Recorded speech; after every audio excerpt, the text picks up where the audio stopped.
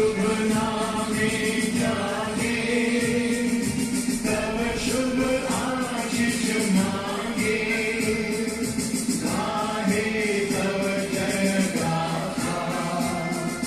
जन गण मंगलदायक जय हे भारत भाग्य विधाता।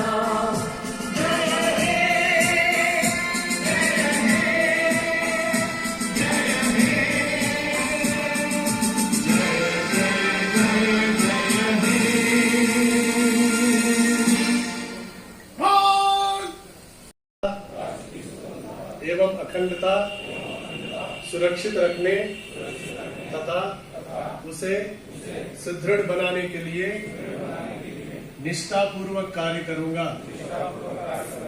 मैं ये भी पुष्ट करता हूं कि कभी भी हिंसा का सहारा नहीं लूंगा।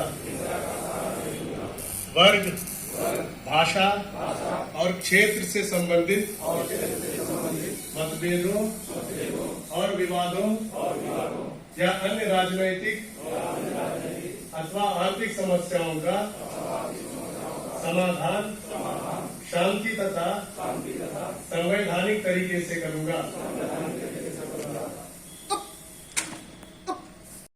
प्राण त्याग किए, अपने धर्म मान सब कुछ सम्मान त्याग किए। फिर उसके बाद 75 वर्ष हो गए, तो हम में से कितने लोग हमको चीजें याद है, उन चीजों का, आजादी का क्या वास्तव में आजादी का क्या मतलब बनता है।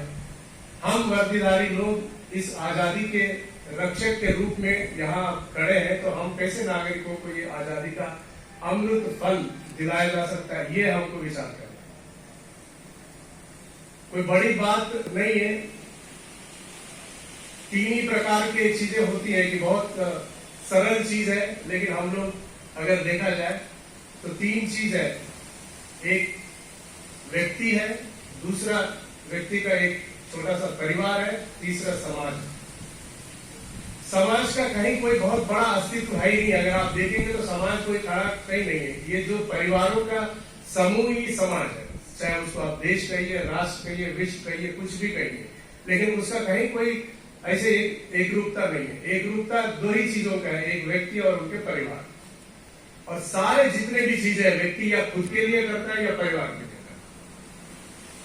और तीसरा जो है समाज है, उसके लिए करने वालों की वही श्रेणी में आते हैं कि राम प्रसाद बिस्मिल। उन्होंने ना खुद के बारे में सोचा, ना अपने परिवार के बारे में सोचा। वो तीसरे चीजों पे लग गए कि समाज में सब लोग अगर सुखी रहेंगे तो हम भी सुखी रहेंगे। लेकिन व्यक्ति हमेशा खुद का सेंट्रिक होता है। वो खुद के बारे में सबसे ज्यादा सोचने लगता है कि मेरे लिए क्या है। उसके बाद इमीडिएटली अगर उनकी सारे ख्वाहिशें पूर्ण हो गया तो फिर अपने परिवार के लिए मैं क्या कर सकता हूं।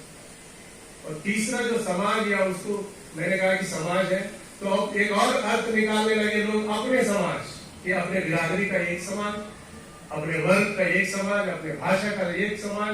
और समाज का ऐसे अर्थ निकाल के तोड़ मड़ोड़ के आजकल हो गया कि साहब ये बहुत बड़ा सामाजिक व्यक्ति है। करते क्या है, एक अपना कास्ट पे एक वो चलाते हैं, बहुत बड़ा व्हाट्सएप ग्रुप चलाते, सामाजिक है।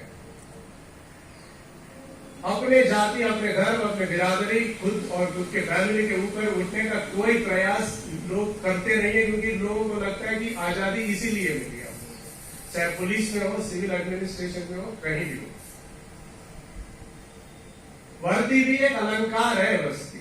वर्दी का जो शान है, वर्दी का जो महत्व है, वर्दी के लिए जो कर्तव्य है, उसके नहीं। वर्दी एक अलंकार है सेल्फी खींचने के लिए। इसलिए वर्दी भी जैसे चाहे वैसे पहनेंगे। वर्दी में जो भी चीज कर रहा है वो करते रहेंगे। सामने वाला व्यक्ति अपने धर्म का, अपने जाति का या अपने वर्ग का नहीं है तो उसके साथ भेदभाव करेंगे, वर्दी पहन के भेदभाव करेंगे। ऐसी चीज तो कभी सोचा नहीं गया था कि आजादी के जो सेनानी, स्वतंत्र सेनानी जिनको हम लोग कहते हैं, नहीं सोचा गया। गांधी जी ने या कोई भी व्यक्ति आप सोचिए कि कोई नहीं सोचा। लेकिन इस वक्त ये इतना सोशल मीडिया के इस युग में इतना ज्यादा हो चुका है कि आदमी जब आपके सामने खड़ा होता है तो आप उसको स्कैन करते हैं कि ये किस जाति का है, किस वर्ग का है, किस धर्म का है, वो क्या है, मेरे लिए इसका क्या रिश्ता बन सकता है। साथियों, राम प्रसाद बिस्मिल को 5 पैसे भी नहीं मिला। पब्लिक सर्विस के लिए, समाज के लिए उन्होंने जो कुछ भी किया उनको कुछ भी नहीं मिला और अपना प्राण त्याग देना पड़ा। और हम सब देशभक्त लोग, राष्ट्रभक्त लोग तमाम स्टाफ लगा के यहाँ खड़े हैं, हमें पैसे मिलते हैं। फ्री में कोई सर्विस हम लोग करते नहीं है, सरकारी सेवक है, इसीलिए पब्लिक सर्विस करते हैं कि आप सरकार यानी जनता के सेवक हैं। लेकिन हम लोग जनता पे राज करते हैं, उसको जाति, धर्म, वर्ग या जितने चीज हो सकता है उतने में हम लोग उसको बांट के देखते हैं, फिर उसके साथ उसी प्रकार के व्यवहार करते हैं। यही है आजादी के अमृत महोत्सव के इस पावन अवसर पर हम लोगों को सोचना चाहिए कि क्या मैं राग और द्वेष के साथ काम करता हूं कि नहीं करता हूं। मेरे सामने खड़ा हुआ इंसान इंसान है कि नहीं, इतना है, या मैं उसके अंदर और कुछ ढूंढता हूं। अगर आपके मन में उस इंसान के प्रति राग या द्वेष ये दोनों में है तो दोनों गलत है। न राग होनी चाहिए न द्वेष होनी चाहिए, निष्पक्षता की बात होनी चाहिए। अभी आपने संकल्प लिया था कि संवैधानिक तरीके से हम लोग सारे हल निकालेंगे, हिंसा नहीं करेंगे, भेदभाव नहीं करेंगे, पक्षपात नहीं दिखाएंगे। ये सारी चीज, ये 75 बार ये हो चुका है संकल्प, सभी लोगों ने किया। और अगले साल भी आप लोग देखेंगे, ईश्वर चाहे तो यही चीज होगा। ऐसे 75 बार हो चुका है और आगे भी होगा। और भेदभाव आज भी कायम है, जातिवाद आज भी कायम है, धर्म के नाम पे आज भी कायम है, और पुलिस में भी हम लोगों को कायम रखते हैं। ये हमें विचार करना चाहिए। ये ऐसे अवसर, ऐसे मौके बार बार नहीं मिलते हैं। और इस धरती पर जो व्यक्ति, मैं तो राम प्रसाद बिस्मिल जी का एक नाम दिया, ऐसे सैकड़ों, हजारों, लाखों लोग हैं जिन्होंने पूर्ण आहुति दी है।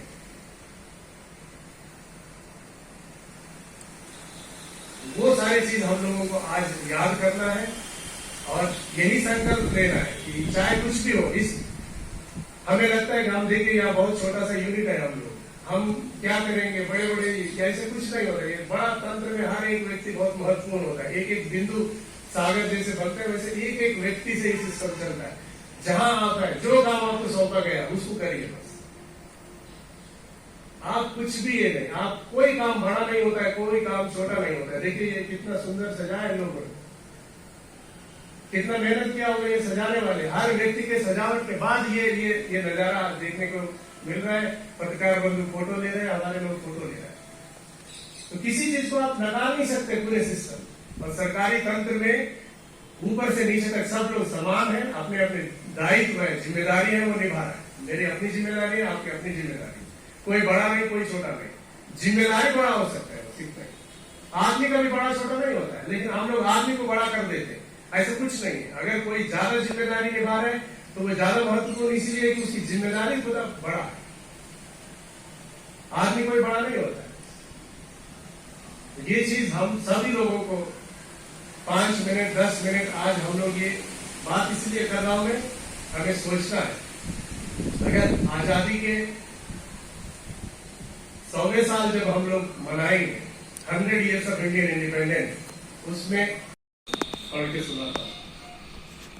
सर्वप्रथम उप निरीक्षक नागरिक पुलिस श्री उमेश तिवारी महाराजगंज से, उप निरीक्षक नागरिक पुलिस श्री हेमचंद्र महाराजगंज, उप निरीक्षक नागरिक पुलिस श्री संजय कुमार शाही कुशीनगर, मुख्य आरक्षी चालक श्री काशीनाथ सिंह कुशीनगर। इन चारों लोगों को सराहनीय सेवा सम्मान चिन्ह से सम्मानित किया गया। मैं आजादी के इस अमृत महोत्सव पर आप सभी लोगों का अभिनंदन करता हूं, आपके परिवार के सदस्यों का भी अभिनंदन करता हूं। ये बहुत गर्व का विषय है। हम सब लोग इस ऐतिहासिक क्षण का आनंद ले रहे हैं और साक्षीभूत भी बन गए। ये वही धरती है जहां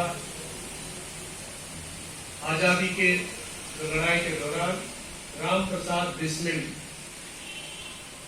अपना प्राण का त्याग इसी धरती पे दिया। तो मुझे नहीं पता है कि आप में से कितने लोगों को ये चीज पता है कि ये राम प्रसाद बिस्मिल जी कहां से यहाँ आए थे, क्यों आए थे। और इसी गोरखपुर के जेल में उनको फांसी दिया गया। 2-3 दिन पहले एक लेख आया था उनके बारे में, मुझे ये भी नहीं पता कि आप में से कितने लोग उसको पढ़े होंगे। उसमें फांसी देने के एक दिन पहले उनके माता पिता जेल में उनसे मिलने के लिए अनुमति मिल गया। उनके माता पिता आए थे, उनसे बातचीत हुई, वार्ता हुई। राम प्रसाद बिस्मिल का अगले दिन सुबह ही फांसी था, लेकिन उनके चेहरे पे कभी ऐसे नहीं लग रहा था कि उनके माता पिता को कि कल सूर्योदय से पहले ही ये ज्योति है बुझ जाने वाली है। बड़े आनंद के साथ, हर्षोल्लास के साथ उन्होंने अपने माता पिता से बात की। अगले दिन सुबह ही जब उनको फांसी के लिए लेने की सारी तैयारियां हो रही थी, तो उस वक्त भी पिछले दिन से ज्यादा उत्साहित थे।